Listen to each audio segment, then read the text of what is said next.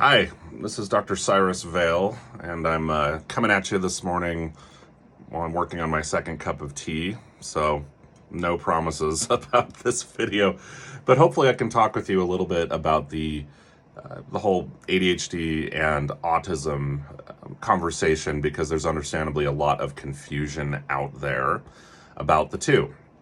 I guess the first question that I get asked a lot is, are ADHD and autism on the same spectrum? Usually what people say is ADHD is on the autism spectrum, right? And the answer to that is basically, in all ways that we could really say it, is no, they are not on the same spectrum. I mean, I guess they're both neurodevelopmental disorders, and neurodevelopmental disorders is a big category of disorders. And this includes things like autism, ADHD, speech and language disorders, intellectual disability, specific learning disorders, and things like that. But in terms of ADHD being on the autism spectrum, the answer is no, it simply is not. Now, in terms of discussing some of the differences and similarities between ADHD, what you often hear said is that there's a lot of overlap between ADHD and autism, and I generally find this a little bit confusing, even though it's not technically inaccurate. Sorry for interrupting with sips of tea, but this video would not be happening without some more caffeine.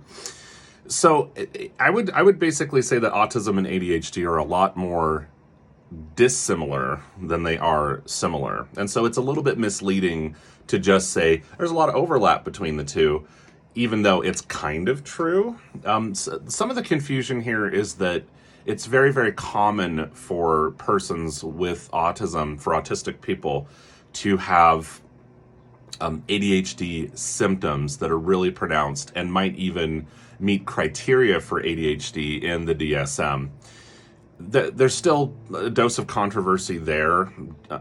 So back in the DSM-4, there was a period, as I understand it, where we weren't allowed to diagnose both of them at the same time, that is to say ADHD and autism, just because it's so expected that a person with autism experiences ADHD-like symptoms. But we need to understand that ADHD is its own primary separate neurodevelopmental issue, and we have even been finding genetic markers for it, as I understand it. And so, bottom line is, yes, it's expected that someone with autism is going to have a lot of ADHD-like symptoms, such as executive functioning difficulties, task persistent deficits, difficulties regulating energy and concentration and focus and things like that, et cetera, et cetera.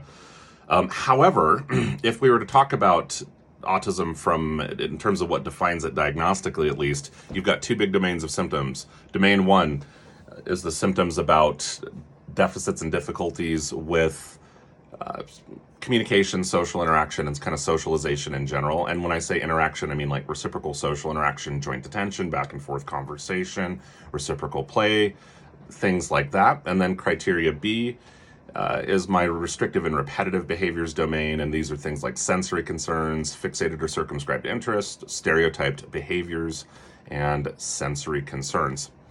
And if you look at ADHD, there's basically nothing like that there, really. ADHD, most people understand, is classically associated with inattention, task persistence problems, hyperactivity, impulsivity, executive functioning problems, difficulty sustaining mentally difficult tasks, et cetera, et cetera. So there really isn't much overlap there. Now, it's true that folks with ADHD might have some difficulties socially, such as things like maybe misreading people's cues. Well, it's not really misreading exactly. It's more like not attending to them in the first place. Just because folks with ADHD often are not as attentive to their environment or to tasks that they're engaged in.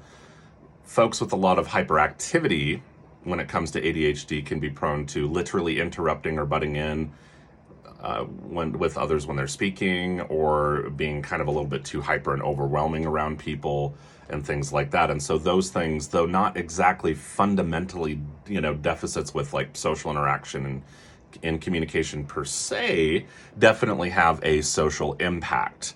Another example of a way to think about this, in my opinion, would be to think about, say, depression. So if you become really withdrawn from your friends and family, if you kind of seem like sort of, you're withdrawn, maybe even you're kind of a little bit more grouchy, you're kind of short with people just because you're not, you're feeling kind of depressed and things, those are certainly going to have a social impact, but those are not, the origin of the issue isn't really a social deficit. It's a mood problem that is having a social impact. So, am I doing a bunch of hand wringing? Well, kind of.